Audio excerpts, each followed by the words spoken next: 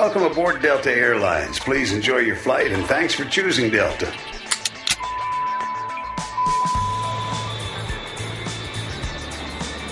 Jody Avirgan here. Thanks for listening to ESPN Film's 30 for 30 podcast from the producers of the award-winning 30 for 30 series. These new audio documentaries are an incredible collection of sports stories you need to hear to believe. It's really a win-win. Delta Airlines makes your travel experience easy and enjoyable with real-time bag tracking, e-boarding, and passport scanning during check-in. And ESPN's 30 for 30 podcasts make your in-flight time rich with stories that will keep you coming back for more. So sit back, relax, and keep listening to some of the most compelling sports stories ever told.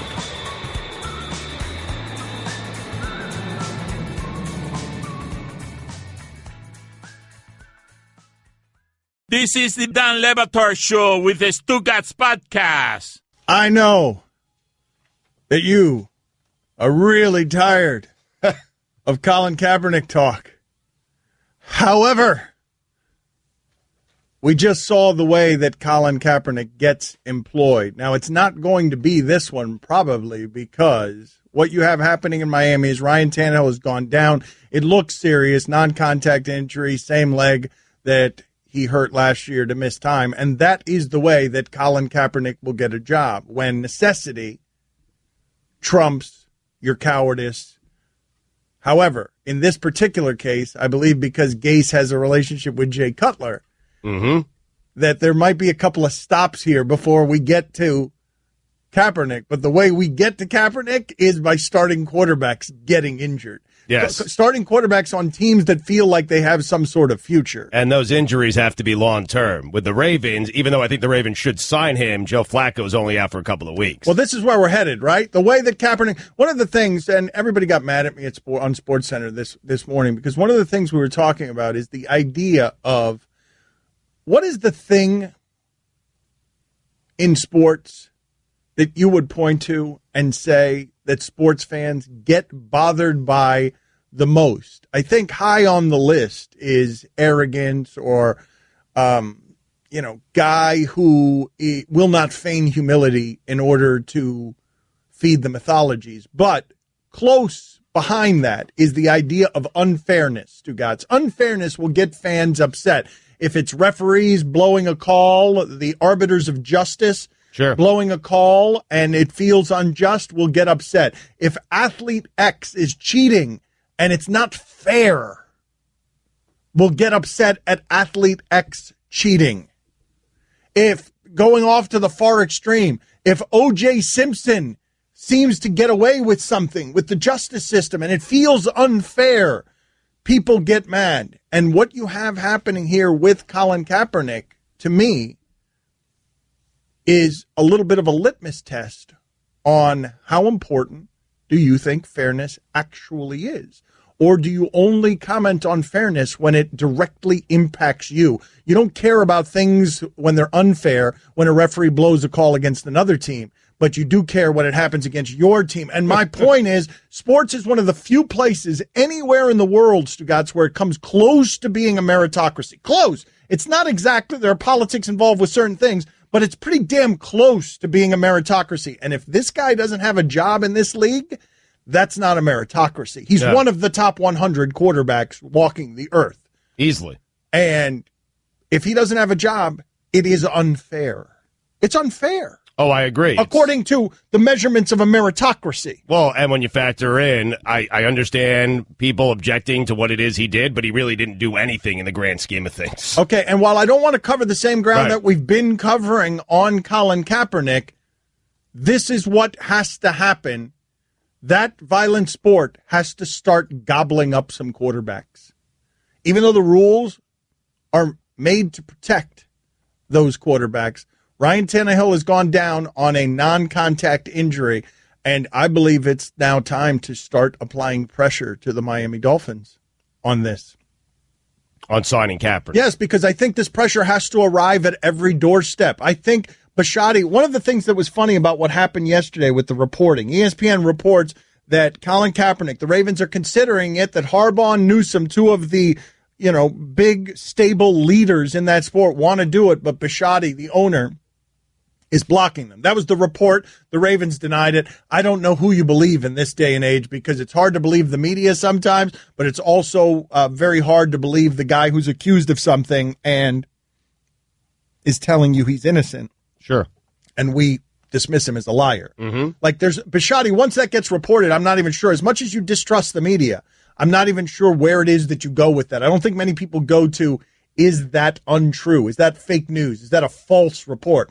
I think people are inclined to not believe the denial of the Ravens. I think you're probably right. But the irony of this in what happened yesterday, Stugatz, and it's fairly amazing when you think about it, the Ravens have been the only ones willing to be honest about their process on this. Yep.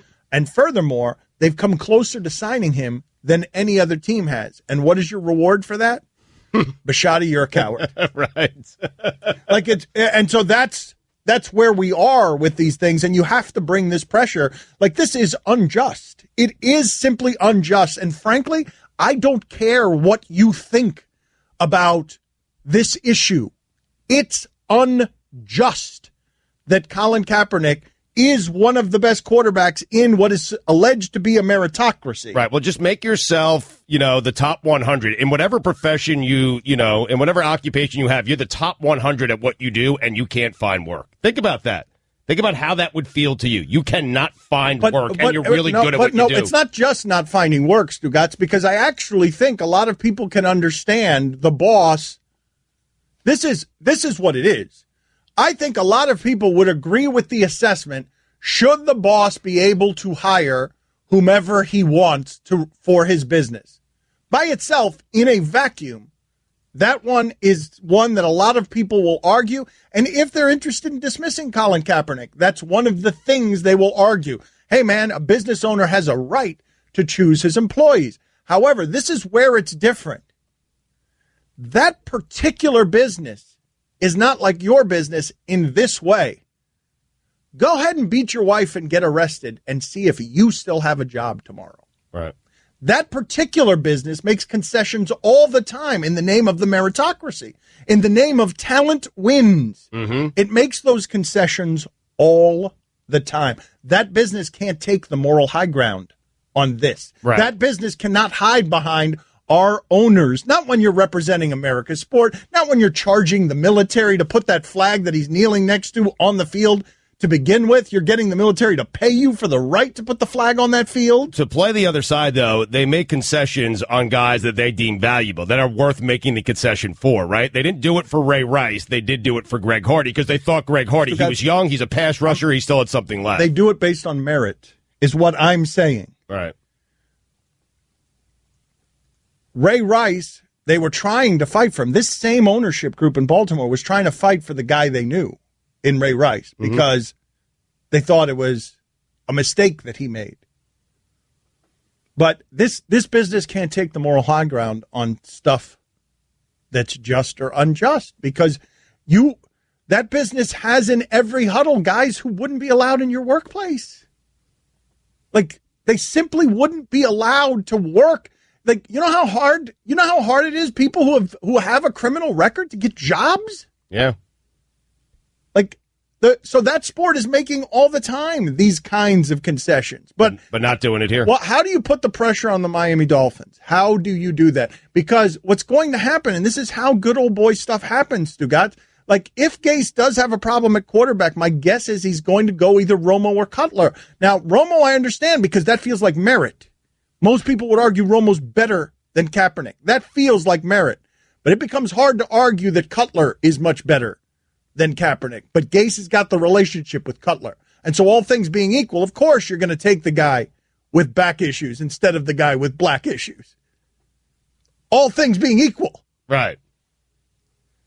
So you think he'll go, like, the first call they're making is to Jay Cutler, and they can hold that up like, hey, I have a relationship with Jay Cutler. That's why we're not pursuing Colin Kaepernick. Correct. Couldn't they? Like the way. Absolutely. I think the thing, Kaepernick, here's the thing. One of the funny things on the math being done here is, and it's why some of the arguments about this are bogus. They're not willing to bring into their huddle what Colin Kaepernick brings with him for a backup position. But now make it about your season stakes, and now make it about your coaching job, and you're the owner of your team, and your starting quarterback goes down. Now you're willing to make some of those rationalizations and concessions that you'll have to make after Cutler and Romo get gobbled up, because guys are going to keep getting injured, and Romo and Cutler will probably get the first calls there, but eventually we're going to get to the point where it's going to matter to somebody that, hey, I need to save my season, and my desperation is such that I'm going to take this polarizing pariah over here who's polarizing and a pariah for reasons that don't merit polarizing and pariah, and I'm going to need to sacrifice my alleged principles because now it's coming to my job, my winning, my customers, and so I'm not willing to make him a backup, but here, you can be my starter. Don't want him, but I need him. That's right. Yes. Well, that's what it's going to be. It's going to be, it's necessity being the mother of invention. Sure, it's going to be necessity and desperation. That's fairly amazing, right? Math? It's fairly amazing math to do. Don't want him as my backup. Too many headaches. Here, come start for me.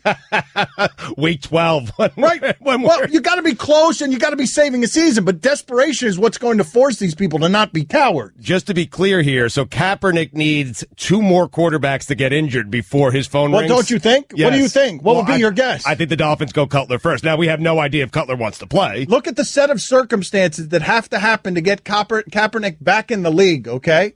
The set of circumstances to avoid a blackballing is that a bunch of quarterbacks need to go down. Cutler and Romo need to be not available or not interested in the job or taken by somebody else. And that is when we can all howl. You should be rooting for quarterbacks to get injured during training camp. Even if that plays out, I'm still not certain Kaepernick gets a job.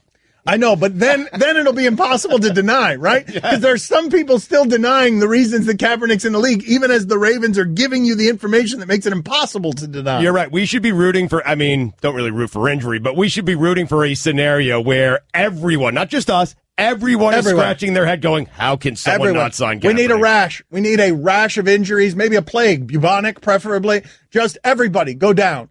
Everybody. Aaron Rodgers is going to join us at 11:30. Him too. Everybody. Brady, everybody goes down. Now what? You're going to have nothing but Ryan Mallets running around out there in their Air Nike cement shoes? Hey, buddy, the wait is over. It's the 2017 Suey Awards, starting August 21st. The Suey Awards. Don Le Batard. I don't like when, big-time celebrities, they get so big and then they're going to write a children's book. It's an easy cash grab, and quite frankly, I don't need Jack White's advice on how to raise my children. It's annoying. Sorry. Hey, Jack White, please. Let me tell you, the last place I'm going for children advice, for child advice, for parenting advice, is to Jack White and his stupid book. Jack White. Stugats. And honestly, who is Jack White? Pretentious Jack White. Hey, I'm going to fire up a children's book. Tell you how to parent your kids. Leave me alone. Just write new songs. Stop writing books. Write new songs. This is the Don Le Batard Show with the Stugats on ESPN Radio. Who's handling the polls for us today now that we've had to reshuffle some things around here because Mike Ryan's in hot water, Guillermo's in the big seat? All right, Fats and Info. Put this up at Le Batard Show. I am watching in here for some reason on the television is this 3-on-3 tournament. This 3-on-3 Ice Cube basketball league. And this is the question I want to put on the poll. When someone falls down and gets up slowly in this Ice Cube basketball league, are you made sad? Because I just saw what I believe to be Bonzi Wells getting up off the floor the way I would. Yeah. Bonzi Wells, I think, fell down, and he just got up off the floor very slow, creaking. Looked like he needed WD-40 to get up off of the floor. I felt the opening weekend for 3-on-3, I felt terrible for Jason Williams. He went down quickly, and I'm told he can't play basketball again for 16 months. Well, what I'm amazed by is the number of times I've been walking past the television, and these guys have forgotten how to make a layup. I don't know who it was. Who the hell is this guy? Oh, man. What is this guy's name? It's a short last name. He's played for the Kings and the Knicks. He's got a short last name. He's bald, and he's just like a rugged basketball player. Oh, for the love of God, I'm forgetting this guy's name. It's like a 4 or 5 letter name. I think it starts with an A, but it's not Omar Asik, and I'm going to get stuck here, and I'm going to drown right now. Wait a second. He played in the 3-on-3? Is that what you're saying? For the love of God. The place that I'm going to get stuck here is that not only do I not know if I've got the right guy or not that I'm thinking of, I'm not even sure if he's in that league, the guy that I'm thinking of. Oh, for the love of God. Now I'm stuck. Because all you gave me was former bald Nick, short last name. Let me see if I can find this. Sacramento King, New York Nick. Now I'm going to slow the show down here. This is going to be terrible radio. You're so mad at yourself. Is his first name Omar or something? Oh, for the love of God. That's a Sikh. I'll find it during the break. Anyway, moving on. All right.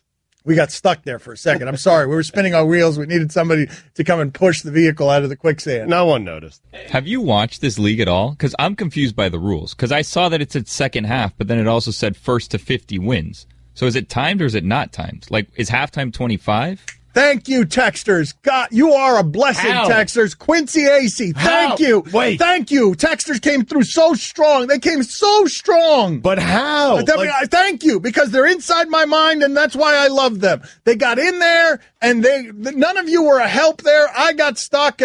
Chris was looking for things on the internet, but he didn't know what to look for. What's he doing? Big, black, bald, Nick, Sacramento King. Like, that could be anybody. Thank you, Texer. But based on the information you gave us, how did a single person guess that? That's my fault. Not only did a single person guess it, a bunch of people got it. All right. Now, do we know if Quincy Acey is actually in that league? I'm on it, Dan. Because that's absolutely the guy I was thinking of, and that's the guy that was missing layups, I think. I'm looking at all the rosters, and I don't see his name. Well, that is the guy I'm thinking of, regardless. There's a guy who looks like Quincy Acey in that league who was missing a bunch of layups. So now we need to find out the guy who is in the league that looks like Quincy Acey? Right. Yes. All right, we're on it. Thank you. Just put that in Google. Well, I'll let the texters do it. Is there a guy playing in the 3-on-3 league that looks like Quincy Acey? Put that, yes. Help me out here, texters. I know you're going to get it. I'm just going to sit here and stare at the text machine until it ends up. Who in the 3-on-3 league looks like Quincy Acey? Man, this is not where I thought the show would end up today. Anywho. Kwame Brown? Oh, wow. Well, maybe it was Kwame Brown, but I know what he looks like. It's thank you, though. You could feel free to keep guessing. Mo Evans? No, I don't think it was Mo Evans. You don't? It might have been Bonzi Wells, though. It might have been. Bonzi's not as dark as... I mean, this is how I'm doing it. Look, I'm sorry I'm doing it this way. Man, but Bonzi doesn't look anything like Quincy. I know. But he's bald. He's just they have bald. That in common, yes. But anyway. All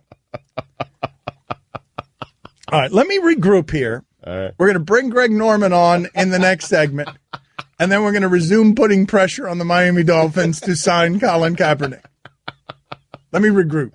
Okay. But we've got so many people here writing in, Stugat. Who the hell are you to be telling a sports owner as a sports commentator what it is that he should do with his hirings? And I just think, isn't the job or part of the job of the media to make the powerful accountable? And it's one of the reasons that I appreciate the blogosphere has emerged to make the media accountable as well, to make the media accountable the way the media makes others accountable. And I feel like, and whether you disagree or not doesn't matter to me. Like I feel like this is almost an objective truth. If Colin Kaepernick is good enough to play in that league, and he is not playing in that league because he believes in social causes and protested them, it's our job, partly, Dan, yes, if you think you can make a difference. I don't know if we can or not. I don't know if coaches care what we say or owners care what we say. Right, that's true. That league is so powerful that maybe they don't care. Yeah. And they can get away with not caring. But I feel like advocacy of this nature is sort of the media's job. Like it's sort of by definition, it's baked into the bread of what it is that we do. And you could call us liberal leaning if you want, but when I put it in a vacuum in front of you, and I simply say, as we just recently mourn the death of Muhammad Ali, our greatest athlete, who was our greatest athlete, at least in part because history proved him right and his activism was something that mattered. It's why he went and transcended sports and became something that echoed as a figure and an icon that was bigger than sports. I feel like if I put it objectively in front of you, hey, a guy was protesting something. non-violently and is good enough to work in the NFL. And I don't tell you anything else. Mm-hmm. That's all I'm telling you. He protested something non-violently. It's unfair for that guy to be good enough to work in that league and not work in that league. It's simply unfair. Reggie Evans. Was it Reggie Evans? It was. It might have been Reggie Evans. It might have been. I got to look at it. It is all about the Benjamins, baby. No, it might have been Reggie Evans. Reggie yes, Evans. Reggie Evans would be a good one. It might be Reggie Evans. And yes, Quincy thank Acey. you. Thank you. Reggie? Okay, Quincy. thank you. Thank you, Stugotz. You got That's it. excellent work. I'm Mike. here for you. It is time to get back to Shark Week. He's buff. He's sexy. He's had this like a shark fin. Let's get naked with the shark. Greg Norman. ESPN Radio is presented by Progressive Insurance, the Dan Le Batard Oh, you Show. guys put a lot of time into that, huh? You guys worked real hard on producing that, did you? Just let my dad say whatever he wanted to? Is that what happened? Man, oh man. You guys are the height of laziness around here trying to produce this radio show. Like, that is not trying at all. I mean, Greg Norman has to be so disappointed. I mean, it's listening like, to that what at is all. this? Yeah. What kind of crap is this? I'm putting on a Miami Dolphins hat to put public pressure on the Miami Dolphins right now to Nice. sign Colin Kaepernick. Thank you to New Era for sending these hats for no reason whatsoever other than they always see me in New Era hats. The Dan Le Batard Show is brought to you by Pennzoil Synthetics, taking synthetic motor oil performance to a whole new level. Make the switch to Pennzoil Synthetics today. Greg Norman, it is Shark Week. He's going to join us here in just a second on the Shell Pennzoil I've Performance never been line. more embarrassed by our production crew than what they just did right there. Here's your Sports Center update. Thanks, Dan. Hall of Fame game this evening. There is football tonight. 8 Eastern, Cardinals and Cowboys on NBC. Dolphins starting quarterback Ryan Tannehill suffered what appeared to be a left leg injury Thursday and was taken off the practice field. And finally, Krispy Kreme and Reese's Peanut Butter are coming together for the ultimate donut. These donuts are filled with a Reese's Peanut Butter Cream filling, dipped in chocolate icing and topped with a chocolate and peanut butter drizzle. And Reese's Mini Peanut Butter Cups. Oh, my goodness. Chips and peanuts. I'm going now. For all the latest headlines and information, tune in the Sports Center on ESPN Radio all throughout the day. Love this guy. He's been on with us every day this week. We've really enjoyed his company and his stories. He's really interesting for a lot of different reasons. I was going through his Twitter timeline yesterday. I sent you a couple of these things. I mean, this guy is like a thrill junkie. He's a maniac. Yeah, he lives a big life. He lives. So what, Greg, thank you again for making time for us. How would Greg Norman describe his perfect day? What would it look like?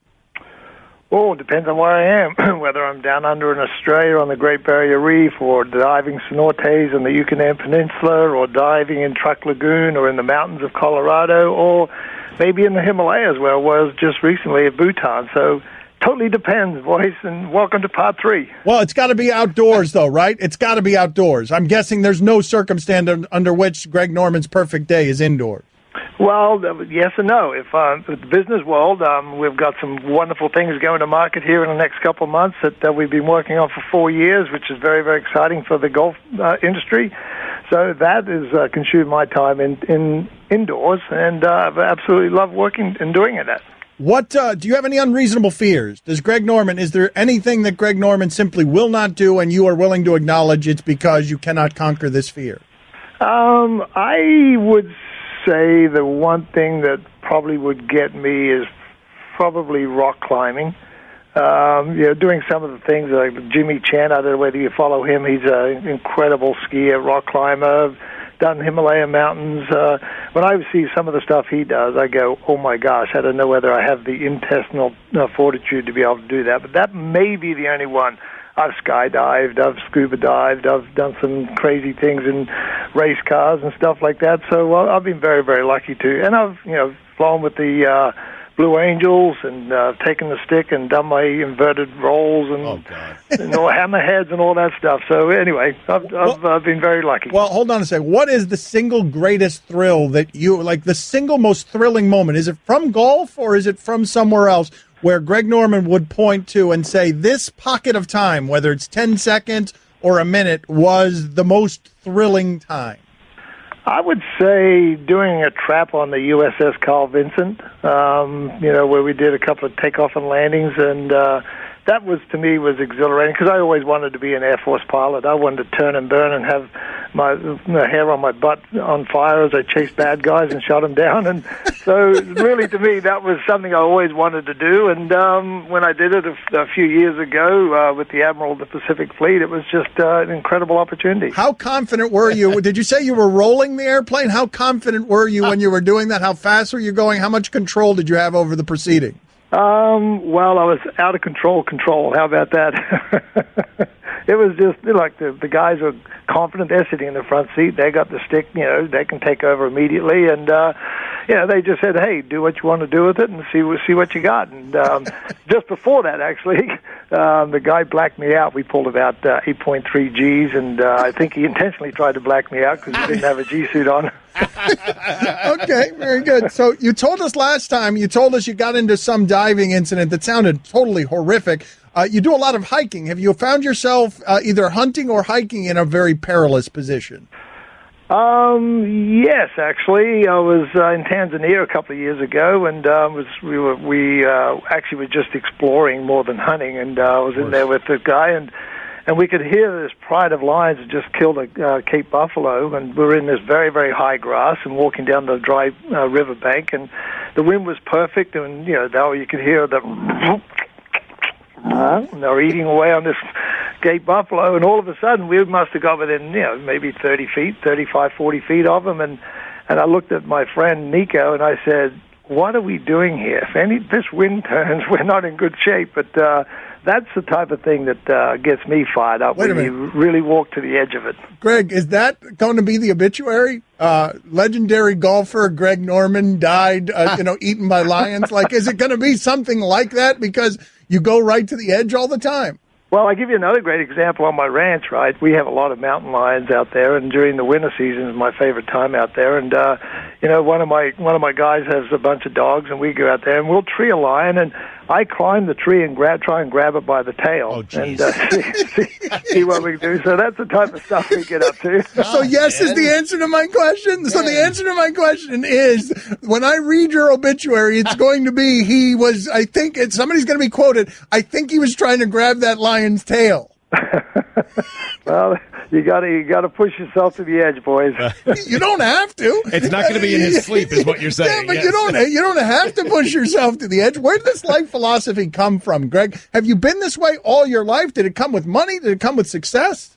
No, it just came from growing up in the outback. When I was a kid there, I would go out there, and back 45, 50 years ago, right, we could go hunt crocodiles, and we could do all that crazy stuff in the outback, and things have changed over time, and so I've always been involved with that. We have some pretty ferocious, poisonous snakes in Australia, so I've been attacked by brown snakes and stuff down in Australia. So I kind of grew up with that. So nothing really gets me kind of like bowed up where I just feel like I'm out of control. What's on your bucket list that you haven't done yet? Good question. Oh, great question. I'd love to dive under the Antarctic ice pack. That's one thing I've never done, and I wanted to do it for my 60th birthday, but we just couldn't get it organized. But I will do that sometime. That to me would be. What does that entail? What does that entail? What will you be looking at? That's obviously freezing water. Yeah, you have to go in a dry suit. The big concern is when you cut a hole in the ice and you drop in there. You're concerned you're tethered to the surface, but the problem is if it's cold and the ice freezes over, your hole freezes over, and you won't be able to get out. But look, I haven't done it yet. I would love to do it. I have it on my bucket list, and hopefully in the near future I will do. What is the most dangerous thing on the bucket list? That sounds pretty dangerous. Look, I think for me right now, when I was in Bhutan and went to the Himalayas, Mount Everest, I actually had a really deep urge to go climb Mount Everest. I know that'll never happen. I think that's probably the most dangerous thing that I could do right now, but I just don't have the time dedicated to spend a year and a half, 2 years training for it. Is golf boring to you now, Like, Greg? how is it not boring? Like, honestly, Greg, every time you're out there golfing, you're not sitting there grabbing lions by the tail or in the Himalayas. I mean, a pitching wedge from 150, you have to yawn. Like, it's got to be so boring for you. Well, see, golf is in my past now. I go out there and I play with my son every now and then, but that's about it. So, the competitive edge in golf, it was great because I challenged myself to play some, pull off some crazy shots, and sometimes it worked and sometimes it didn't. But, golf really did get my juices flowing. Greg, we'll talk to you tomorrow one more time. Like, No, we have to. I can't talk to this guy enough about not golf. Like, one more time tomorrow. We're going to call you again tomorrow. Well, I can do it. Okay, one more time tomorrow, but it has to be no later than because I'm taking off tomorrow around about 11:30. I've got to travel tomorrow. All right, whenever you want. What time would you like? Same time tomorrow. No, whatever time you like. 10:30 tomorrow. All right, because you're flying private, right? We're going to talk to you. Yeah. All right, we'll talk to you on the plane. Okay. Dan Le Batard. Texter writes in, Stugatz looks homeless today. If I saw him walking down Ocean Drive, I would give him $5. Stugatz. Thank you. This is the Dan Le Batard Show with the Stugatz on ESPN Radio. Aaron Rodgers is going to be on with us in 45 minutes. Put it on the poll here, please. Did you have any idea Greg Norman was so interesting? Because I did not. I did not. And Stugatz and I were talking during the break. That guy had some pretty epic failures in golf. And I don't know enough about golf, Stugatz, to know whether what I'm about to say is true or not. Was he harmed by how much of a gambler he is? Was he harmed by not being patient enough and being sort of reckless and some of the stuff that he just articulated there where he said, I'm going to take my shot, and if I miss my shot, I'm going to go down swinging? There were times, so he finished second at the Masters 3 times, second at the Open. He won the Open twice, second at the U.S. Open twice, second at the PGA Championship twice, and he had some epic meltdowns. And some of those meltdowns were because he was so aggressive. He was like Phil Mickelson, the U.S. Open, took a driver when he should have went with a hybrid or an iron off the tee on the 18th hole.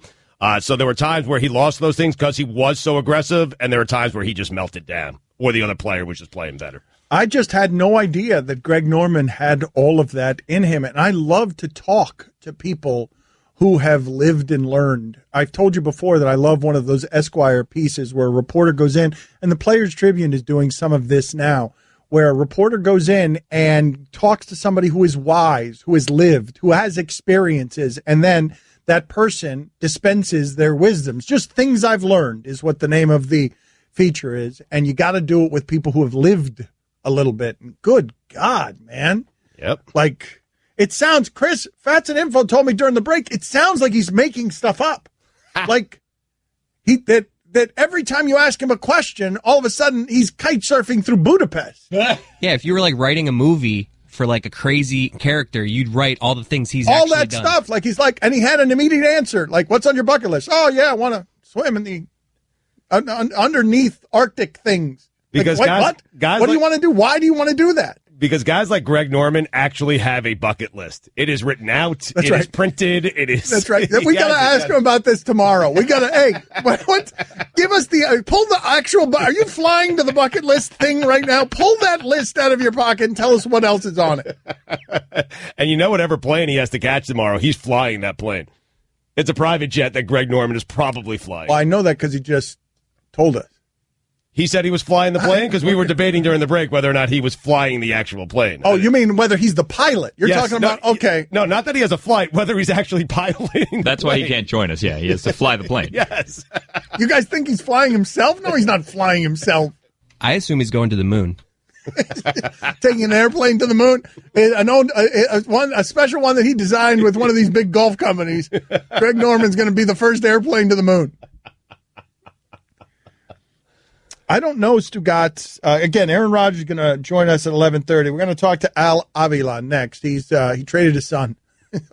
You just have one question. And Al can be kind of. I've known him for a long time. He's very professional, and so I don't know whether he'll have fun with us or not about this. Because honestly, his job is to do what's best for the team. But I want some of the details on this. Like, you call your son and like, hey, listen, I'm sorry, but we got a really good offer. You're not that good. Like, if he didn't call his son, did his son call him afterward? Dad. Like, is his son avoiding his calls? Like, so, because Al Avila, the general manager of the Tigers, traded his son. So we're going to talk to him about that in 10 minutes. I think he was doing good this year. You think he's like, listen, times are tough for the Dodgers. I need you to do me, or the Tigers, I need you to do me a favor. You're going to have to go to the Cubs for a little bit. Make Daddy proud. We're going to get some good people back. You'll make my job easier. Really going to help me out here. Well, what are you doing here? You're talking like like he's talking to a toddler. Yeah. That's how he treats his son. Right. His son's not a catcher for the Tigers and Cubs. His son is a toddler. Does he talk to him in a Goo Goo voice as well? Yeah, it helps. Where do you want to go? Do whatever you want. Daddy will be prouder. You want to be a cubby? Catcher. You want to be a cubby? You're a good catcher. Look how pretty their uniforms are. They're little bears. Be a good boy, Chicago. Okay, we'll ask him that. Do you think we should ask him like that? Yes. Let's ask him like that because he's very professional. Like, we'll disorient him by asking him that way. Did you talk to him? Why would we ask him that like that? Did you call your son and ask him if he wants to be a cubby? Do it for Bobby. You want to be a cubby? All right. So we'll see where that ends up. And also Aaron Rodgers in the next hour as we continue to desecrate this platform. Daddy, where do babies come from? Honey? Mommy went to the store. Oh, well, you see, there's a mommy and a daddy, right? Right. And see, when they call Geico, they could save a bunch of money on car insurance. Oh, really? And that makes them happy? Yes, that makes them very happy. That's good. Yeah. Well, I'm glad we could have this talk, Sunshine. Geico, because saving 15% or more on car insurance is always a great answer. Welcome aboard Delta Airlines. Please enjoy your flight and thanks for choosing Delta.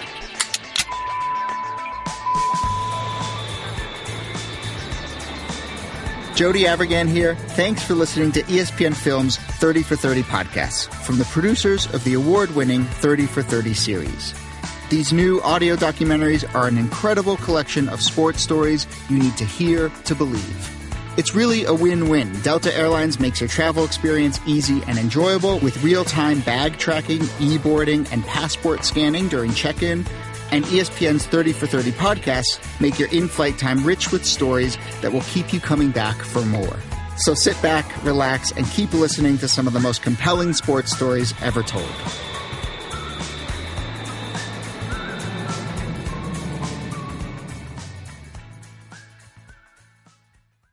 Dan Le Batard. Creepy as F. Stugats. I had a cat, Schmitty. He died. This is the Dan Le Batard Show with the Stugats on ESPN Radio. Aaron Rodgers, the Packers quarterback, is going to join us in a half hour. I really like this next guy. I've liked him for a long time. Real professional. Al Avila, Detroit Tigers general manager with us, and he recently traded his son. He also recently, not that long ago, refused to sign his son and let him walk. I don't know whether he was asking for too much money or not. So I ask you this question, Al, and welcome you onto the program. Why do you hate your son? Well, I don't hate him. It's just more baseball decisions more than anything, obviously. Well, but how does that go, though? Like, are these conversations uncomfortable? Take us back to the last time. Were you involved in the decision not to re-sign him a couple of years ago? Well, I had just become the general manager of the team, and as we move forward that year, I decided to actually let him go instead of bringing him back because I felt at that time it was the best thing to do for the organization.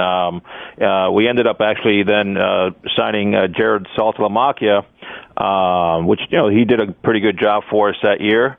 So we went that direction because we felt it was probably at that time best for the organization. Al, can I lure you out here? Because I know you got to be professional and you've got to be the guy who's representing the Tigers here, but I'd like some humanizing details on how you handle this stuff. Like, I know you've got to do what's best for the organization. That's the job. But are these conversations with your son uncomfortable? No, they're not really uncomfortable. Actually, they're very normal, just like if any other player, to tell you the truth. I don't know if you remember this, Dan, but many, many years ago when I was working for the Florida Marlins, and the Marlins were being sold and everybody was going their own way, and I kind of was the last man standing there running the team there at the end, kind of keeping it together until the sale went through. You told me one time, you said to me, one advice I'll give to you is you should keep your players informed of what's going on and not keep them in the dark, because they will appreciate that, to be being treated like human beings. And I always remember that, and it's always been one of my things where I try to communicate to the players everything that I can that's in my power that would not damage either private information that the player shouldn't have, or myself. But I always try to keep the player informed to some degree of what's going on with him, and no different with my son. So whether it's Justin Verlander or Justin Wilson or my son Alex, you try to keep them abreast of the direction of the club, and what the possibilities that can come across. So good communication is essential in any business and anything you do. And I learned a long time ago that it's always good to stay in communication with your players. Al, I have one life philosophy: happy wife, happy life. Does your wife get mad at you? Does your wife get mad at you for how you treat your son? It's a good question. Not how you treat your son, but no, not that. But trading your son. Is your wife telling you don't do that? Are you consulting with her? That's a good question. Actually, my wife has not been the problem. The problem has been my mother, Alex's grandmother. And she is the one that has called me constantly and told me, don't do it. And she gets animated, and she got mad, and she actually got mad. And of course, Dan, my dad's been in baseball for 70 years, so he knows the business, and he will tell her, hey, cut it out. You got to do what you got to do. And she's like, I'm not kidding. She was animated. She was like, she didn't want it to happen. All right, Al, would you please do me the courtesy of making this the single most Hispanic moment in the history of ESPN Radio, while imitating his grandmother? Can you please put on your role-playing outfit and say exactly what she said to you in Spanish, animated, how she said it, and what she said, Al. Al, did she curse you out? Well, she doesn't curse, but she made sure made her point across that I should not trade my son, and she gave me the reasons why. Of course, none of them had to do with baseball. Al, do me the favor, please. And obviously my grandkids, they're also part of the process. But one of the tough parts that I had to do is trade J.D. Martinez, which for me, he was very close to me also, and my granddaughter Avery, that was her favorite player on the team. So when we traded him, she was not too happy either. So. Al, you seem like a real jerk, Al. Do you like your grandkids, Al? You traded your grandkids. You traded them to another city, Al. Yeah, but he's going to a good team, and we got good prospects back, so it all plays out well. Let me ask you a question. Would you have traded him to the Phillies? Like, would you have traded him to a really lousy team? Like, would you have felt anything in the way of remorse for trading him? Let's not make it the Phillies specifically. The Marlins. Let's make it a lousy team. Let's just say, would you have had hesitancy about trading him to a really lousy city? Well, as you know, at the trading deadline, the teams that are buying are teams that are winning and trying to get into the playoffs. Right. So the chances of going to a bad team, or should I say a team that's not going to be in the playoffs, were probably zero. Right. So there was actually more than the Cubs interested at the time, but he was just such a perfect fit for the Cubs, and they actually pursued him for well over a month. It actually made the trade better with Wilson going and the return that we got. They got a really good package, and we felt we got a good return. Oh, so you could tell him, though, because of that thing you were telling us about communication, you could tell your son, hey, the Cubs are interested in you. That might be someplace that you end up. Just be wary of that. Yes, same thing with JD. I told JD, the possibilities. I told Alex the possibilities. So even Justin Wilson, I called him up and I said, hey, now nothing was a given. They know that things could have fallen through. So, like I said, I try to give the guys a heads up of what's going on so that, they don't get surprised. And to their credit, they've been tremendous, great professionals, and we felt we have a great clubhouse. Our guys have been very professional, and they go out there and try to win every day, and they hustle. And the trading deadline has been going on for years, way before I got into this, and will continue way after I leave this. So I think most players understand the process. You're winning, and you're trying to make your team better as you move forward. Your team falls behind, and you try to recoup, something, for the future. So that's kind of been the process. And if you do your due diligence and you stay in communication, usually you walk away with a good situation for the players you trade, and a good situation for the players that you get in return for your future. So do me a favor, last sentence, and it was good catching up with you. Thank you for making the time for our show. But give me one sentence in Spanish of what the animated grandmother said. I just want one sentence in Spanish of what you heard on the other end of the line when you traded your son, her grandson. Mijito, no te atrevas cambiar a tu hijo. Que se quede in Detroit. Don't you dare trade your son, is what she said in Spanish, and I'm sure there was more of that. Passionate grandmothers are dangerous. Al, thank you for making time for us, sir. We appreciate it. All right, Dan, anytime.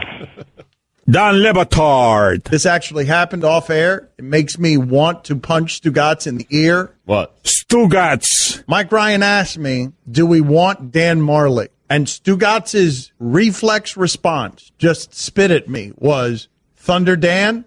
And then he realizes in a rare moment of self-awareness just what a dope he is. And he says the next thing that comes out of his mouth is, I can't help myself. Like he's an addict. This is the Dan Le Batard Show with the Stugatz on ESPN Radio. Aaron Rodgers is going to join us in 15 minutes, and he is really interesting, and he's fun when talking about things that are not football related. So we will try and stay away from football very much with him because I do think when he's on this show, you get to see a more human side of a superstar that somehow we don't know that much about. I feel like, even though he's got the commercials, I don't feel like we know Aaron Rodgers very well. No, not at all. He actually gets mad at us if we ask him football questions. Well, he just goes into closed quarterback role of just not saying anything. So we'll see what we talk about with Aaron Rodgers. But Stugatz was mad at that Adam Schefter report that just came out. ESPN, Adam Schefter reporting that Dolphins are concerned about Ryan Tannehill's knee injury at practice today. This is not a shot at Schefter, but I feel like I want to jump into this game, this NFL reporting game, because we're starting to report on feelings. Stephen A. Smith did it with LeBron James being upset at Kyrie Irving. I'm going to jump into the reporting game. It goes without saying that when your starting quarterback goes down, that the team's going to be concerned. Right. I don't need Schefter to confirm it I'm glad he did, and I know he's doing his job, but I could have easily just reported the same thing. Right, that's hey, true. Tannehill down. I'm reporting the Dolphins are concerned. That's it. Who's going to? No one's going to. You don't have to talk to anybody. Do I need to have credibility to do that? No, it's a good point. Adam Schefter just gave an anonymous source saying the Dolphins are concerned. I suppose the news would be if the Dolphins weren't concerned, right? Yes. Like that would be, but if they're, your quarterback goes down in a heap and the sports radio show in the market is chanting Kaepernick's name, you're probably concerned. It's the lead headline on ESPN.com. What sweeps over you fairly quickly is concern. I was concerned an hour and a half ago. If you weren't concerned when he went down, the moment that the local radio show started chanting Kaepernick's name, and you realize that the quarterback that Jay Cutler has a relationship with Adam Gase, the coach, and so they're going to be the next ones that get smeared by this cowardice. I'm going to try this, okay? I'm reporting the Ravens are conflicted on Colin Kaepernick. Yeah. Okay. Is ESPN going to run with that? No, not really, because the reporting was better yesterday from Diana Rossini, who said... I didn't hear any conflict, though. What do you mean you didn't? Did she say that they were conflicted? Well, she said that. What is the nature of conflict that the coach and the general manager want the quarterback and the owner's not sure? I'm updating Diana's report. They're still conflicted today. Okay. Okay. All right. All right. Very good. All right. So Aaron Rodgers is going to be with us here, and we do enjoy talking to him about stuff that's off the beaten path. I don't know what to do about this. What? Do I ask him about Kaepernick? Because it is subject matter that just makes people shut down. Wow. And you don't want to lose Aaron Rodgers. Not that we would lose Aaron Rodgers there. Well, but no, there's the danger of him going into protective. What I feel about Aaron Rodgers, and we'll see what he has to say about this. I don't feel like he's very trusting, and I don't know whether he's got reasons to be not very trusting. From what I can gather, I don't know how comfortable he is with fame. So right. I'm making, pop psychology analysis from a distance, but we'll just ask him next whether he likes fame or not. But you believe we've arrived at a place, as a show, where maybe from a sports radio standpoint, he trusts you to ask the right question? No, I don't know about that. I think that this is a safer space for him because I'll ask him questions that aren't about football, so he's not likely to get into trouble because he says thing X about a teammate or about... And, I'm dancing all around him, making fun of McCarthy and making fun of the lack of skill position talent that he has.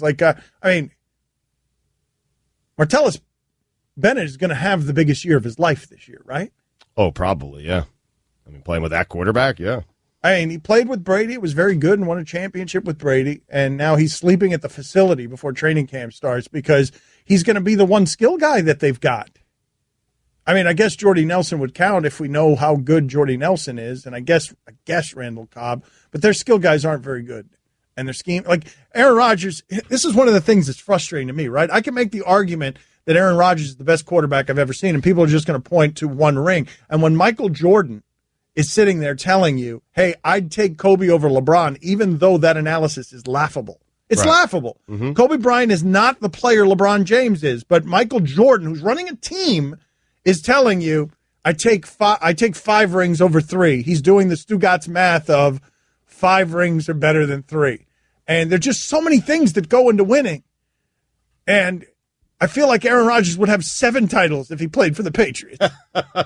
There are so many things that go into winning. But regardless, we talk to Aaron Rodgers next. Dan Batard. Aaron Rodgers, can you give me an example of, if we were scientifically testing your accuracy, something that you could do that's ridiculous, that people don't understand the accuracy of it? Stugatz. Did you see the 2 Hail Marys last year? Wow, well played, man.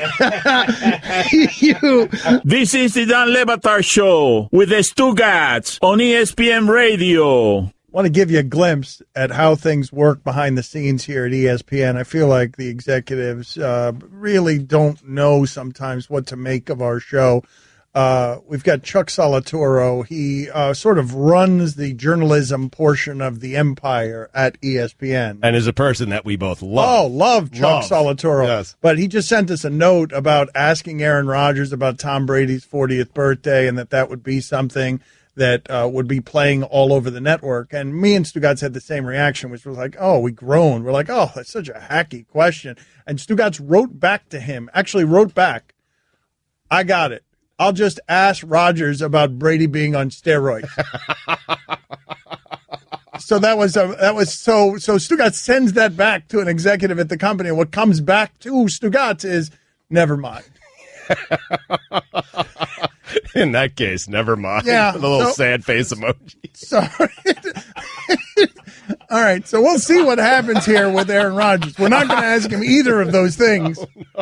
But we always enjoy talking to Aaron Rodgers because we find him interesting and I feel like weirdly unknown. Like, it's just weird. You don't get to be that great at that sport and that kind of famous with commercials, and I don't feel like people know this dude. Unknown by design, I think. I don't know. Let's ask him. All right, so thanks for being on with us as always, Aaron.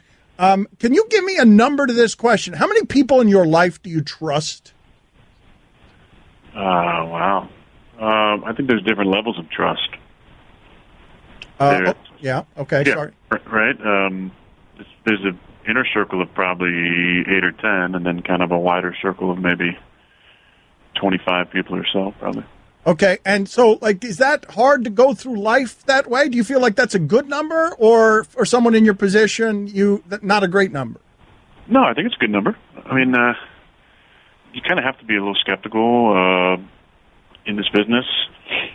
Just it kind of makes you that way, but no, I think you have to be a good judge of character and let people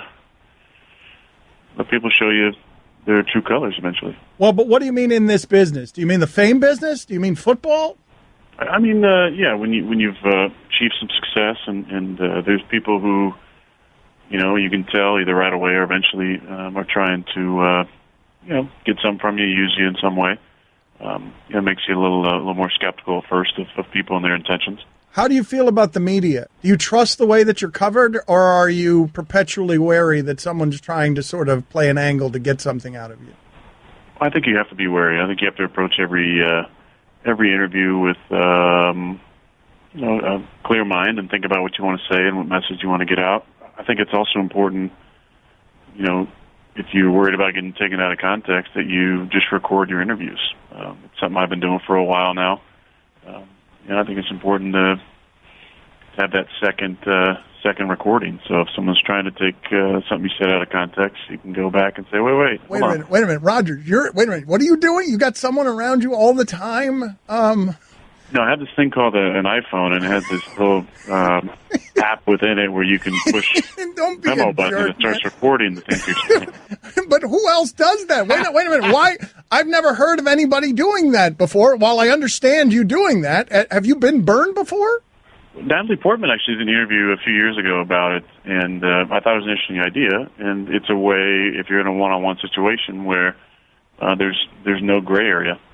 What you said is what you said, and there's not a way to take your words and move them around a little bit. Now there is, without a video, there's ways where things you say might get taken the tone out of context. If you're joking, if you're laughing, and it doesn't come off in the words, you can't do anything about that. But your specific words that you do say, there's not discrepancy there. All right, hold on a second. Are you paranoid? And again, I'm not accusing you of this because I know that sometimes people have a persecution complex but are also persecuted. This is a very reasonable fear that you have, and these are great lengths you're going to protect it. But I'm just curious, are you a little bit... I wouldn't say this is not great lengths. This is me pushing a button on my phone simultaneously with the interviewer doing the exact same thing. Aaron, Dan thinks this is a lot harder than it actually is. I'm just saying I've never... It's amazing. It is really not great lengths. It's a great correction by him. He just hits a button. All right, how about unusual lengths? Are you willing to tolerate unusual lengths? Unusual, yeah, maybe, but it shouldn't be. I think more people should probably do it. If you're worried about getting anything you said taken out of context as far as the specific words and the order in which you said them, Well, but this is I'm frustrated as a consumer by this, Aaron, because I know in there that you're really interesting, and I know that you've got opinions that I want to hear, and it feels like the environment we've created around you doesn't allow you to be free with any of those opinions, not a one of them. Well, I don't think you can make a blanket statement like that about sports. I think it's more specific to the sport that you play, and our sport is less forthcoming with opinions, say, in comparison to the NBA, where guaranteed contracts, I think, allow players to talk a little more openly about things that are meaningful to them. Oh, but Aaron, like at this point, doesn't your excellence protect you on that front? Like you could say what you want. You'd have a job no matter what you said. That may be true, but I'd like to see more of my contemporaries able to speak their mind a little more freely as well. Well, let me ask you this question then, since we're here. What's something that you believe that maybe is not a majority opinion? Are you willing to go down that path, or is that too dangerous for you?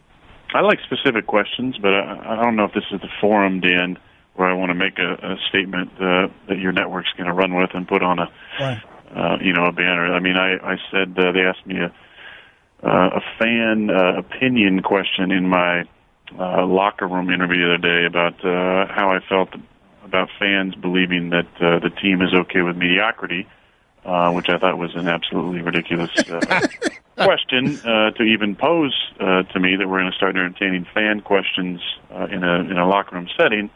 However, and opinions like that, based on our track record, our success here, your network decided to put that on like the lead. Aaron Rodgers disagrees with sentiments that Packers are okay with mediocrity. Yeah. Well, see, that's the thing. We do create an environment that makes it really hard for Aaron Rodgers, for us to see his personality. I guess what you're basically saying is it's our fault, right? Now that I'm going to take that headline and I'm going to twist it and put it on ESPN. But it's our fault that you can't be forthcoming. We can't be trusted with this particular toy. Oh, Dan, stop it. But I think he's right. I happen to but agree if he with says, him. yes, it's our fault, then that becomes the headline. I agree with him, though. Right. We will absolutely take his fame, and anything that he says, we will make it larger than it is, and therefore we'll put him in a position where he can't say the actual large things he believes because it's going to make him the distraction. All right, so Aaron, let me ask you this. What would be the correct forum for you to address some of that stuff? It depends. I actually have an interview coming out with your friend Mina, who is a fantastic writer. That we went a few places that I felt comfortable going in that forum. So I look forward to that coming out. Oh, wow. So you gave Mina Kimes some of the good stuff is what you're telling us. Okay, so you... She's a fantastic writer. Right. Yes, she is. Well, Dan used to be. So what you're saying is you trust Mina more than you trust me and Le Batard, is what you're saying. No, it's forum. Right. Okay. I got Take it easy. I know you're a little sensitive about, our relationship and where it's at right now. I don't like where it's at right now.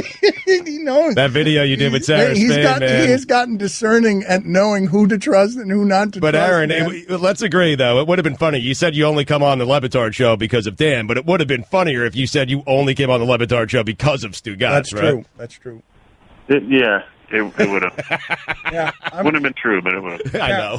I'm curious about this, though, because it's really frustrating to me, Aaron. Like, I want the American public to see how interesting you actually are. And I hate this environment that we've created where you have to be worried. When's the time you've been burnt the most?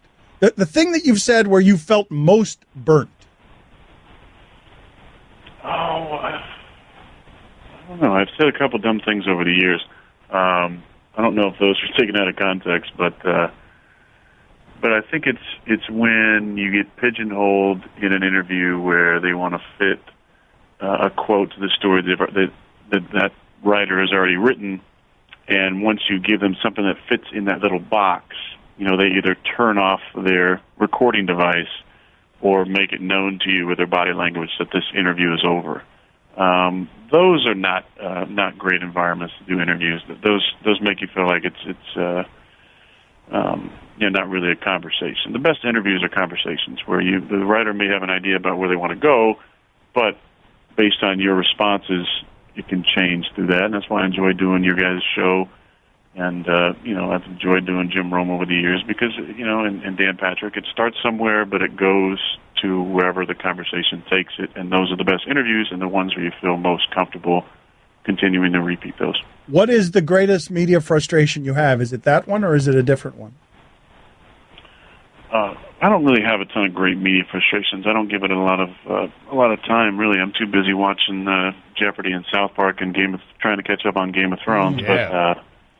But I just think there's so much stuff on TV now, and there's just not a ton of content. So the littlest stories, i.e., a quote I had about a question that seems silly to me, becomes a talking point with 5 people at a table debating things, and it just seems like the TV in our sport and really across the board has become people who can talk the loudest and talk nonsense and make the most ridiculous statements to try and grab viewership.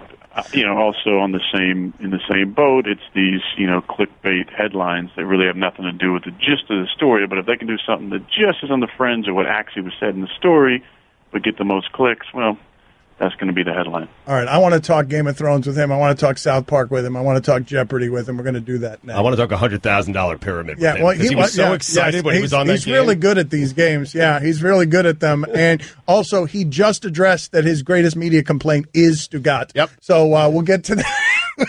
Congratulations. Thank Stugat. you. All Compliment. right, we're back with Aaron Rodgers after this. Dan Le Batard. So we're talking about deflated footballs, and here comes Aaron Rodgers. Yeah, I like mine maximum inflated. I like my football super inflated. Big as possible. Yeah, inflated more. I'll throw a beach ball for 300 yards. Yeah, I will. You watch me. Stugats. That'd be tough in the wind, though, right? Not for me. No, sir.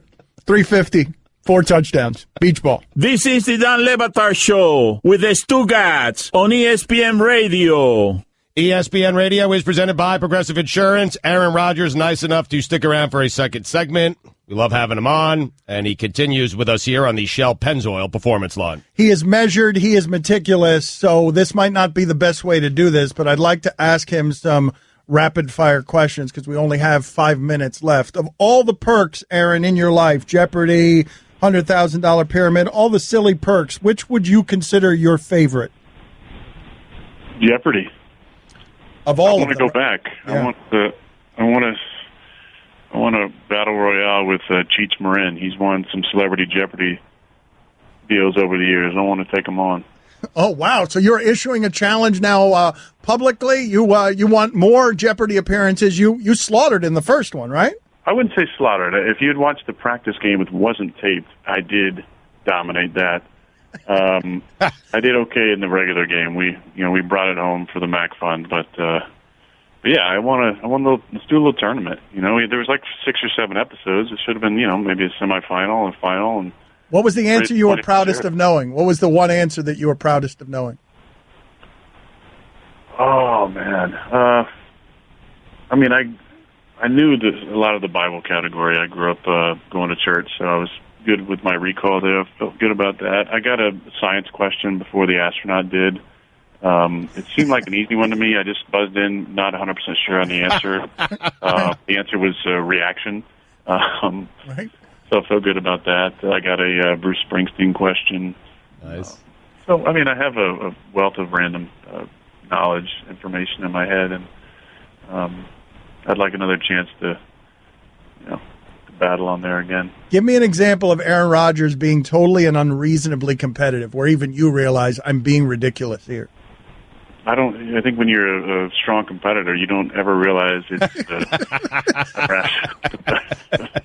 Never? Like, there's never one thing where you had to beat a kid in a sack race or something and left him crying? Because, Aaron, I saw you when you won the $100,000 pyramid, and you didn't win. You won it for whoever the contestant was. That's the most excited I've ever seen you. I'm serious. More than the Hail Marys? Yeah. More than the Hail Marys to extend games? Talking to her off camera, though, and then hearing, about her family and how much, what she wanted to do with the money, that made me really excited / nervous about the competition because, both Aaron Andrews and I, we really wanted to win money for our people. And, she won both the first game and the second game, went to the final circle twice, didn't get to $50,000 the first time, so I just felt like even more pressure. We got to get her more than, $15,000. She's got some kids. We got to get her some money that can make a difference. So that to me was really exciting. Give us 20 seconds, if you don't mind, on South Park. Give us something like your most memorable, because you love that show, right? You went to the studios, I think. Well, but just the idea that you love that show tells me that you've got all sorts of irreverence buried beneath you that you're not showing us. I do. I did get to meet Trey. It was fantastic. I've been a fan of his for a long time. I think the show is fantastic. It goes to places using humor with topics that are on the minds of people every single week. They put the show together in a week. It's incredible what they do. I'll just give you this little tidbit. When I broke my collarbone in 2013, the one thing that allowed me to have some type of joy and humor in my life to get through those rough stretches where I wasn't playing and had a hard time sleeping was I watched Team America World Police multiple times during the first 2 weeks. And just the ridiculousness of that movie, getting to talk to Trey about how they put that together and the difficulties with the sets and the rewrites and, moving the puppets a little spot and shooting again, all they went through. And then to learn about, one of my main questions was, do you have a problem with Matt Damon? How come you only let him say his name? And he seems like he's mentally slow. And they said, no, we love Matt Damon, but when the dolls came after they ordered them specific, his just looked so off that they had to go back through and do total rewrites where he used to have a bunch of lines. And after that, they only allowed him to say Matt Damon because his doll actually looked a little strange. Not enough time, man. We're out of time. You want some more questions? You're bored? We can let you go. You've already given us 2 segments. We're up against the clock. We got to let him go. Yeah, I mean, I'm sure you got some better people coming on. I got so many really? questions. All right, but I got to go work out. All right, go get your workout in. We'll talk to you soon. Always good talking to you. Thanks, guys. Thanks for having me on. Stu Gats, be good, man. All right, thanks, sir.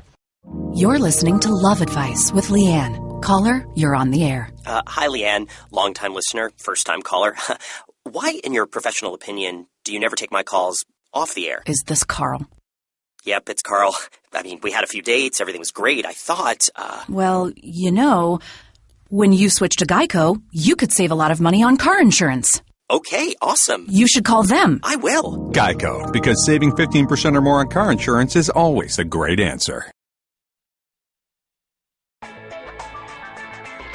Welcome aboard Delta Airlines. Please enjoy your flight and thanks for choosing Delta.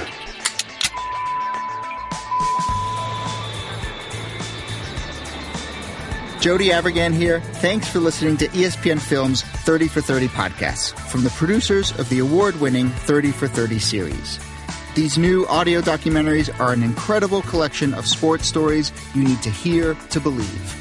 It's really a win-win. Delta Airlines makes your travel experience easy and enjoyable with real-time bag tracking, e-boarding, and passport scanning during check-in.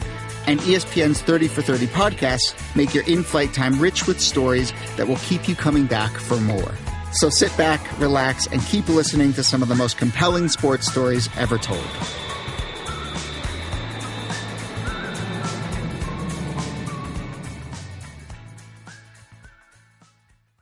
Dan Le Batard. Mike, how'd you feel that went? Was that okay for you? No, what do you think about it? Huh? What do you think? Since you think you're being smart a little bit about it, what do you think I went? No, not being smart. I would not do that to Mike Tyson. I'm not being smart.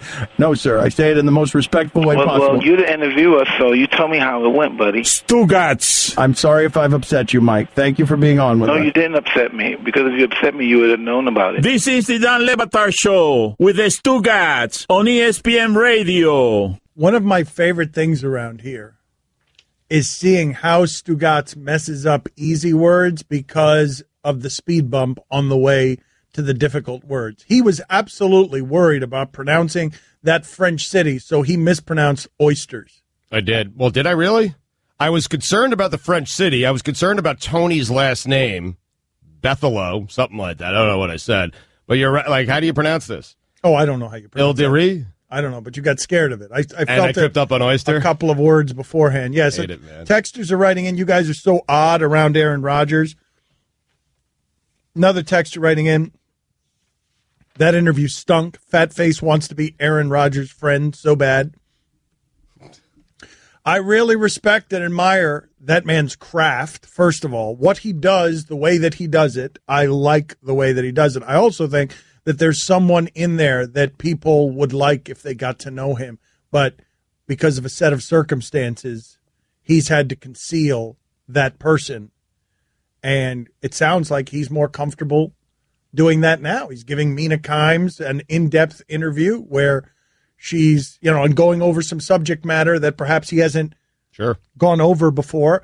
Do you find it interesting that Aaron Rodgers, put this on the poll, please. Do you find it interesting that Aaron Rodgers tape records his own interviews?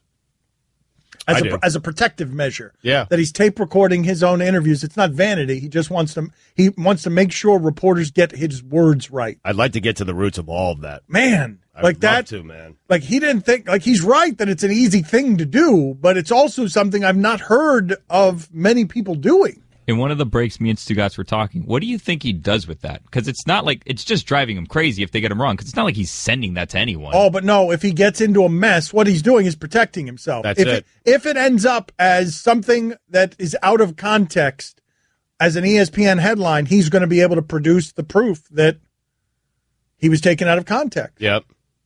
I love having him on. And I do understand to an extent some of the objections from the listeners. But they have to understand, man, he comes on this show to not be asked about Colin Kaepernick and Tom Brady being 40 today. And I think, Dan, if we ask those questions, he will no longer come on the show. I don't know that that's true. He just won't enjoy himself talking to us.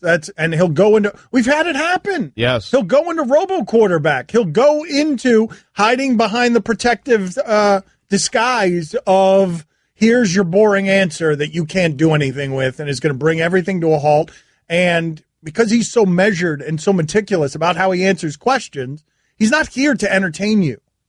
And so many of you are complaining about that interview because you wanted us to talk to him about other things. But I could talk to that guy for a long time because I would really, what you're hearing in my voice is, yes, I would like to get to know that person, because it's not normal for us to have superstar athletes be that kind of famous and you don't really know them. Correct. Like, you know Kobe.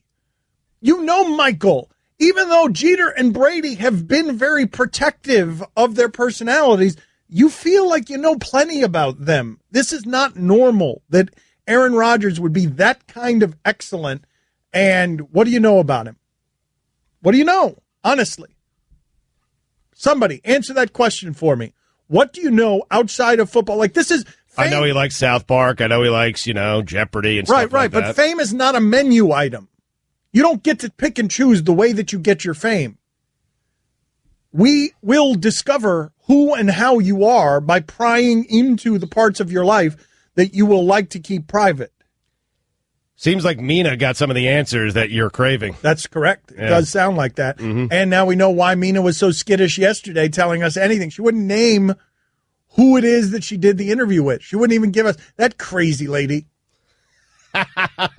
She wouldn't even tell us. She wouldn't give us any details. Aaron Rodgers, Mina's probably right now seething somewhere that Aaron Rodgers has revealed that he was interviewed by her. Oh, no doubt. A nothing revelation. Yep. Mina's crazy. In fact, call Mina right now. I'd like to get Mina on the phone right now. She might be right across the hallway here. I don't know. Is Mina here? Is Mina here? Let's find her. Let's locate her. Yeah, thank you. There is our search party has been sent out, and it's Roy. Is she here? All right, not get here yet. Get her. No, she's not here. Not here. All right, we'll call her. Call Mina. I want to ask her some questions about how horrified she is by everything that just happened here, because she wanted to protect all of the details to her story, and I think Aaron Rodgers just ruined it. And furthermore, the people at ESPN must hate us so much right now. Oh, my God. Because Aaron Rodgers was on with us, and they wanted to do the thing that Aaron Rodgers was complaining about, which is just take something that he said and put it all over the network. But what are you going to do? Take what he said about South Park on there? Someone walked into someone else's office and said, wow, Rodgers, half hour with Batard. What do we got? Right, nothing. What sound do we have from the famous person that we can put all over the network? We could talk, him winning at Jeopardy. Like, we got nothing. They didn't ask him about Kaepernick? No. They didn't ask him about Tom Brady's 40th birthday? No. That Matt Damon puppet, though. Yes, you can have that sound, Chuck Solitoro. Use it. Spread it all over. The story about Matt Damon's puppet. That's all we got for you. Spread it all over. Put it on NFL Live. Mina, are you there? Unfortunately, I am. Okay, how mortified are you by everything you just learned? I mean, were you listening to the interview as it happened, or were just details trickling in that mortified you? I was not. I was preparing for our television show. All right. Reading that yet another story about Tom Brady's 40th birthday, a thrilling story. Do you remember us asking you yesterday about the recent article you had for ESPN and magazine? Giving us nothing. Giving us nothing? Yes, I definitely remember that. Okay, so what Aaron Rodgers told us, what have you learned about Aaron Rodgers? Has anyone gotten back to you and mortified you by telling you that he just revealed that he did an in-depth piece with you in which he wants people to see? Yes. Yeah. And so I'm seeing that on Twitter.com right now. And so how horrified are you? Do you hate it? You hate us? I don't hate him. He is free to say whatever. I mean, I am let's just say I think maybe I'm similar to him in that I do play things close to the vest a lot of the time. You're crazy. You're a crazy person. I am crazy. Okay, you are. There's no close to the vest. Why are we playing this close to the vest? Like that. Like, do you realize what a horrible way to go through life this is? To fear what Aaron Rodgers might say elsewhere because of your private interview that you didn't want anyone to know about, that he just told everybody about. Well, okay. Let me give part of the reason I don't like to talk about my stories before they come, especially big NFL stories in August, is that every NFL writer is working on the same stories. And I have gotten, I did a story. The first time I came on the show was to talk about a story I did on Darrelle Revis. I don't know if you remember that. And part of the reason, that story was beaten by an SI story on Darrelle Revis. So there's a little bit of a professional element to all of this. Okay, but I talked to Aaron Rodgers off air, and this was the exchange. You want to hear what the exchange was? God. Yeah. I can't believe we're doing this. Yes, we are doing it. I can't wait I'm to like, do this. I yelled at him, did you give Mina the good stuff? And his response was yes. He gave you the good stuff, Mina. We got Matt Damon puppet stores. We got nothing. Did he give you the good stuff? No, he didn't give us the good stuff. He gave it all to No, you. he gave it all to you. He said he was saving it for You you. always get good stuff. But he said we talked to him about South Park and Jeopardy. He gave you the Kaepernick stuff. We did talk about this show a lot, which none of that's obviously going in my story. And I asked him a lot about his appearances on your show. Did he mention me? What? Did he mention me when talking about the show? What are you doing?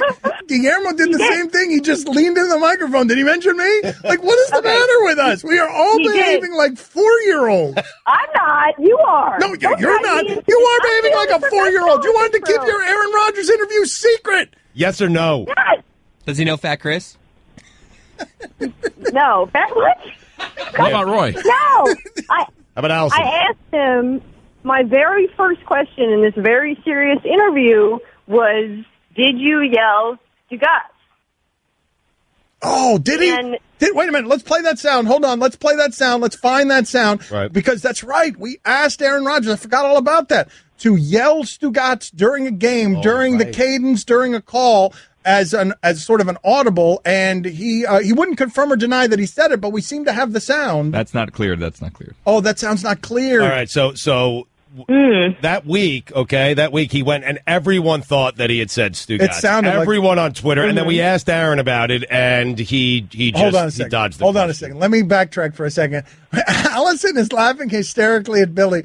Allison, is it that the sound isn't cleared, or is it that Billy, because Mike's in hot water because of things said about Pal San Antonio and his fake teeth, his alleged fake teeth? Billy did one of his. No, it's not clear. That's right. No. He was saying it to himself. Billy was the height of confidence. He was just so insecure. Was it indeed not cleared, or is it something he just spit because he got scared? He didn't want to look up the sound because he doesn't know where it is. I'm looking at it right here. It says TV roll not cleared nationally. All right, can we play it? Like, what are the penalties in playing it? I want to play it for the audience. What are the penalties? I want to play it for the audience. Explain this. There's probably a pretty hefty penalty. How because much? I don't know where the game aired. I'm assuming it was not on ESPN's network, so maybe all right, it's so CBS Mina, or what did he NBC. tell you about it? Did he indeed say Stugotz, or is he trying to play coy with this? You know what? I'm not going to tell you guys. Oh, I was going to tell you, but now you irritated me so much. I'm glad he taped your interview, and I hope you quote him incorrectly, and I hope it ends up on ESPN, and I hope he plays back the sound of your taped interview and that you got it wrong and you got him in trouble. I hope that happened. I'm covenant. Covenant. I mean, that's a great. It doesn't make funny any to sense. 7 people. I mean, she just said close a business. That makes no sense to anybody. She didn't even use it right. She's afraid of confrontation. So I confronted her. I need to and know. She just blurted, "I'm covenant," which doesn't even make any sense. Dude, I'm not mad at you. I'll talk to you later off here. All right, you just text me. Dan's new water roll isn't going to pay for itself. What did I He's do? legitimately mad at you, man. The weekend's coming up, and that means you need to clean up your face using the tools from the good folks at Dollar Shave Club. Hold on a second. I want you guys to imagine at ESPN right now, executives going office to office asking each other, wait a minute, they had Aaron Rodgers on for 30 minutes, and there's not a sound in the interview that we could use anywhere on our network? Not a sound. Maybe him, exhaling, frustrated. Not even a sound? I mean, the producers of NFL Live are not going to... They're all bumping into each other. They just all bumped into Hal Wingo. And they just... What do you mean? They're clucking. What do you mean that show had Aaron Rodgers on for 30 minutes and they didn't get a single useful thing out of him for the network's purposes? How is that possible? The weekend's coming up, and that means you need to clean up your face using the tools from the good folks at Dollar Shave Club. They must be so frustrated by this show. Wait a minute. How? Wait a minute. What? How did they talk to Aaron Rodgers for 30 minutes and there's not one sound that can be used anywhere on our network? It's not just that, it's the sense of pride everyone seems to have with that fact. I love that. Oh, on our side, yes. I love that. Bleep you, Salatoro. Anyway, Dollar Shave Club. He wants him on Mike and Mike. I they hate our show so much. You know how hard that is to do? Seriously. Put this on the poll, Feds and Info. Did you think it was possible to talk to Aaron Rodgers for 30 minutes and not produce a single sound ESPN would want? The Game Show Network could make better use of that. The Game Show Network.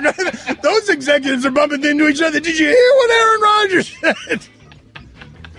Dan Le Batard. I just looked over my shoulder where Max and Stephen A. were talking to Snoop Dogg about whether or not LeBron is top 5 all time. Get the hell out of here. Stugats. Who's responsible? Is that you, Salatoro? Who's responsible for that at ESPN? Because that person needs to be punished publicly. Brofsky, is that you? Roberts, bald guy in sales. Who did that? You waste his time with is LeBron top 5 all time.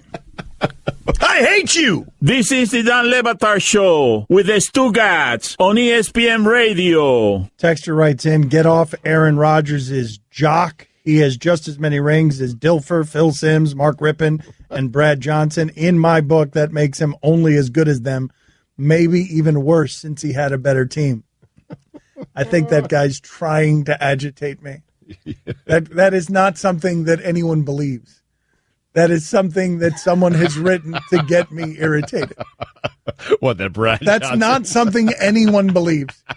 That Johnson, Rippon, Dilfer. That is an obvious troll by a texter. Now, I want to get into something else. Ron McGill is going to join us here in 10 minutes. If you want to talk to him, 786-456-4837. What are you laughing about? I'm just laughing at the text. It's funny. Yeah, it's so obvious that get off Aaron Rodgers' jocks. He just has as many rings as Trent Dilfer, Phil Simms, Rippon, and Brad Johnson. In my book, that makes him only as good as them, maybe even worse since he had a better team. You need to disguise your trolling better, sir, because you can't send me something that no one believes. There's not an asylum I could go to. I could visit, put this on the poll, please, Fats and Info. Could Dan visit every asylum in the world and not find one person who believes what that text alleged? Put that on the poll. Just asylums? I'm saying you can go door to door and knock on every door in America. Right. Well, but I want all the doors to include asylums. Okay, fine. Nobody believes that. Right. But something that I couldn't believe that happened during the last segment, and I want to explore this for a second, the inner workings of the show here. Allison is as neurotic as anyone I know. Okay? Mm-hmm. But Guillermo's close. Oh, yeah. Guillermo's got an assortment of insecurities and anxieties that are not rational. So, Mike Ryan is out for reasons that will not be mentioned here. Guillermo, whenever he has to go to the big seat of the executive producer, feels a little uncomfortable, doesn't sleep very well at night. But Allison, who is neurotic, and this was great to see last segment, I've never seen her so happy. And what made her so happy was a terrified Guillermo. Because I asked Guillermo for sound of Aaron Rodgers during a game saying Stugats while during his cadence.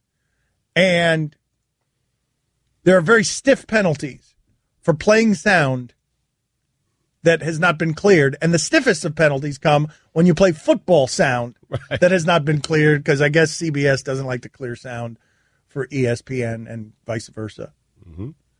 Allison was snorting with laughter at when I asked for that sound, Billy's reaction. I want to understand something, Allison. I don't think you would enjoy very much if Guillermo were laughing in the face of your fear.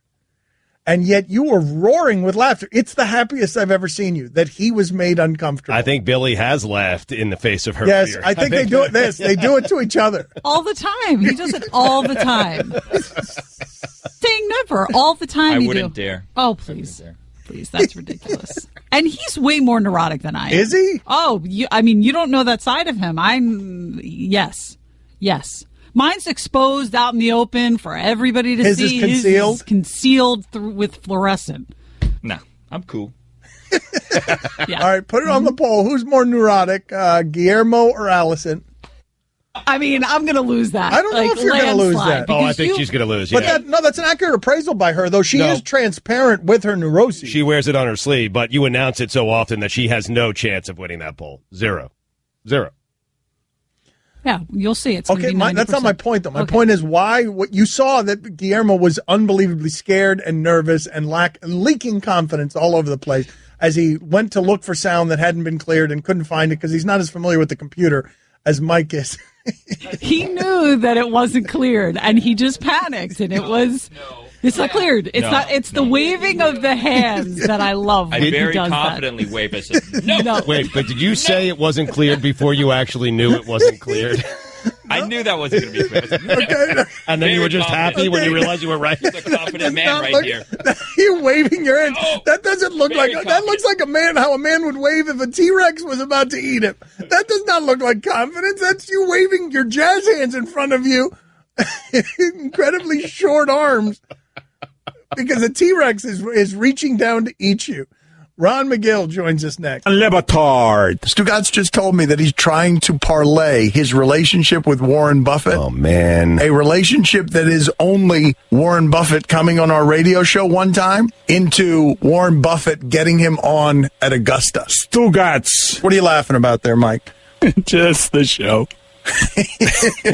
This is the Dan Le Batard Show with the Stugatz on ESPN Radio. We will take your calls for Ron McGill in a second, but I want to reveal to you an actual thing that I just came across. All right. I did not understand much of what Allison was saying to Guillermo during the break because she was red-faced and snorting with so much laughter that it was hard to understand what she was saying. But Guillermo understood it enough to utter the actual phrase, quote, "It kills me inside that you treat me this way." End quote.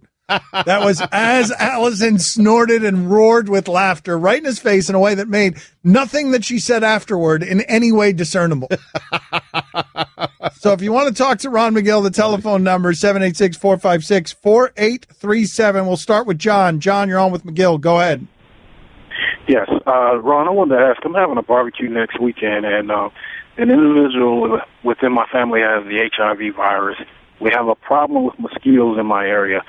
Can that virus be transferred if the mosquito bites him to an individual that is not sick with that virus?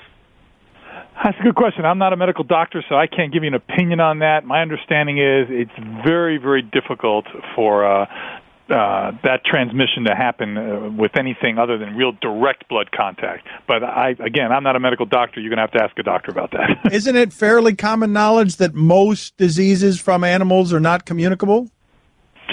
It's not. He's not asking most diseases from animals. What happens is he's saying is that if a mosquito bites an HIV-positive person and then bites a non-positive person, just like spreading malaria, does the mosquito become a vector to inflict someone with HIV? I don't think it's possible, or we would have heard a whole lot more about that. It's not like the Zika virus.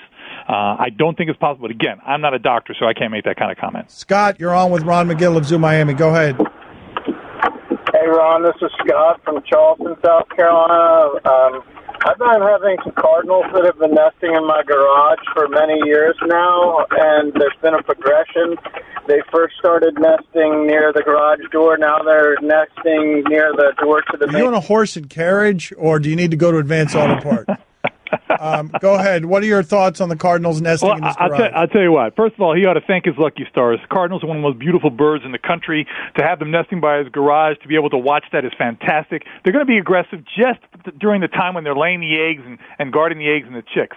You know what? Suck it up for a couple of months, if that. It won't even be that long, and enjoy that. It's a wonder to have such beautiful, gorgeous birds like that nesting in your garage where you can watch them. I'd set up like a little cam. You know what? You can make some money. Put on a little a little cam on them and live stream it, and it can be like April the Giraffe. Watch the Cardinals raised in my garage, man. You'll get sponsors and everything. Take advantage. Make lemonade out of the lemons, man. I want them to nest in my garage.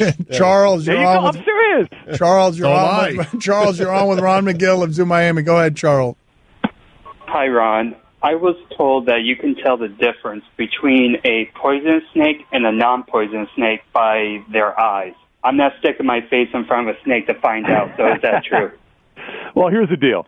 In the United States, any native snake that has an elliptical eye pupil, like a cat eye, is venomous. Okay, the only venomous snake that does not have an elliptical eye pupil is the coral snake. It's a tiny little snake. It's the eye is like the size of a pinhead anyway. So you're not, and like you said, you don't want to get that close to figure it out.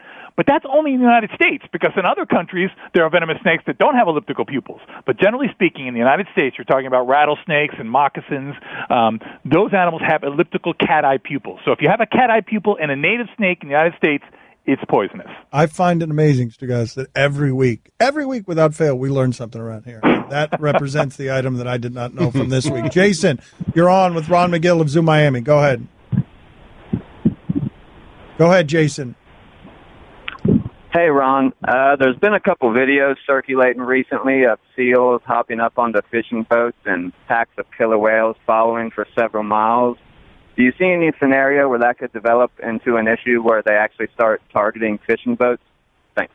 It's not that the seals are targeting fishing boats, but I certainly see it where these killer whales can all of a sudden say, hey, you know what? These seals are going to the fishing boats, and all of a sudden start cutting them off. These killer whales are feeding on these seals. The seals are very smart. They learn that they can escape the predation of the killer whale by getting up on a boat. So that's kind of an escape tactic. But as soon as the killer whales start figuring that out, they'll start cutting that access point off of the boat. I can tell you, I just got back from South Africa a couple of weeks ago, and you've all seen, it's been just now Shark Week, right? All the air jaws, the sharks that jump out of the water there on Seal Island. Well, guess what? Those sharks are gone now. The people in South Africa, they're losing their shirts, all the shark diving companies, because there are two killer whales that are systematically killing the white sharks all around Hout Bay and around South African Bay there. And not only are they killing them, they're surgically removing their livers and eating them. That's what they're two brother killer whales that are doing that, and they've interrupted an entire tourism business out there. So killer whales are incredibly intelligent animals, and they can change an environment, but what's going to happen is, just like the great white sharks in South Africa, which have just booked out, they've gotten out of Dodge, there's no more great white sharks there for now, these sea lions are going to learn very quickly how to escape the killer whale. It's a cat and mouse game back and forth. Give us the video that you have in front of you. Not long enough with you today, but we'll get more time with you next week. No worries, buddy. No worries. So this is a video that is interesting. They made a robot monkey, and they've taken this monkey. It's a type of langur, and then all of a sudden it kind of dies. It stops moving. And what they're showing in this video is how this troop of langurs actually starts grieving. There's a curiosity. They realize there's no life in this animal, and I urge people to look at it because it shows how animals have emotion. We've had a lot of calls over the years on this show about do animals have emotion? Do animals grieve? Well, if you have a doubt about that, watch this. Look at the expressions on these animals' faces. Look how they react to this animal that they think has died. And I think you can't help but see that there is mourning and grief there. It's pretty moving.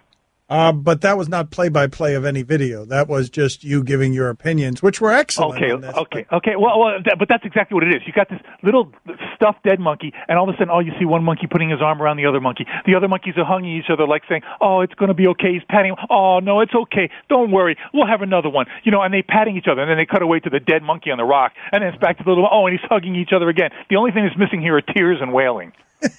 Wow. Excellent as always, Ron. We'll talk to you again next week, sir. All right, guys. Have a good week. Take care. Bye-bye. Dan Le Batard. The monkey's throwing barrels at you, Dan. Stugats. The monkey is throwing barrels at you. This is the Dan Le Batard Show with the Stugats on ESPN Radio. Oh, ESPN got its headline anyway. Aaron Rodgers stuns Dan Le Batard by saying he records all his interviews to protect himself. Man. Damn you, ESPN.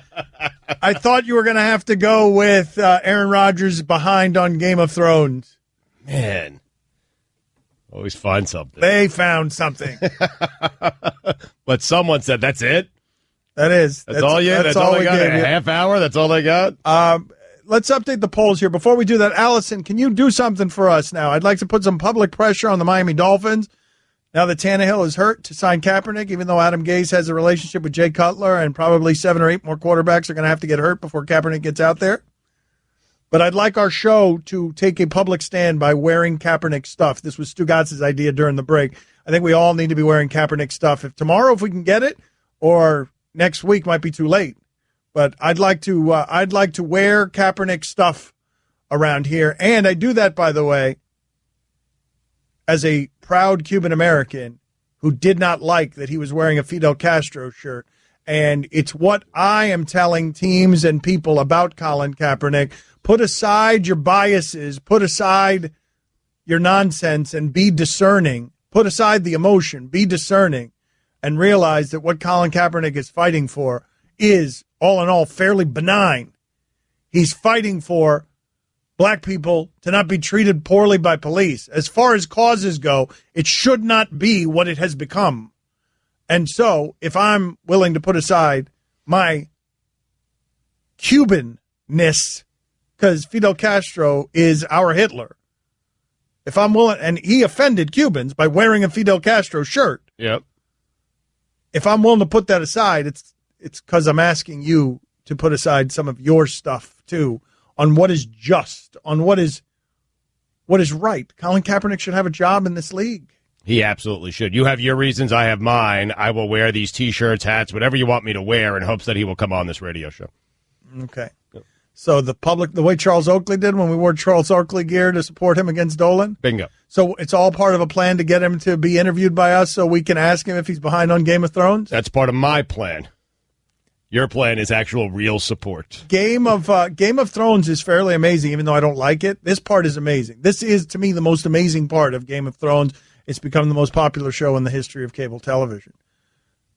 They have managed to figure out a way every week, and I can't believe that HBO has the power and resources to do this, to put on what feels like a feature film every week. There's nothing quite like that right now in entertainment, where it feels like a network is putting on a feature film that could open in theaters every week for many seasons now. I hate to say this because I've been bashing that show and the people who watch it, and they tweet about it, and it's annoying, and I've been doing it for years, but I watched the first 2 episodes.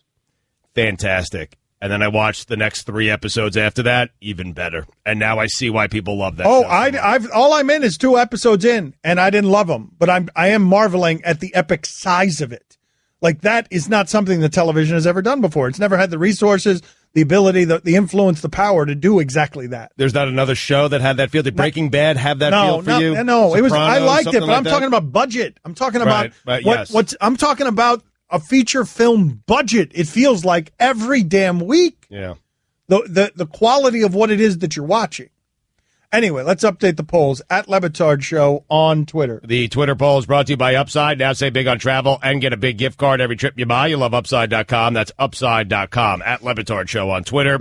Are apples overrated? 55% of the audience said no. They are not. Did you have any idea Greg Norman was so interesting? 74% of the audience said no. He's made our week. Greg Norman has made our week. This has been a good week of shows. Yeah. He'll join us tomorrow, I believe, the Shark Week.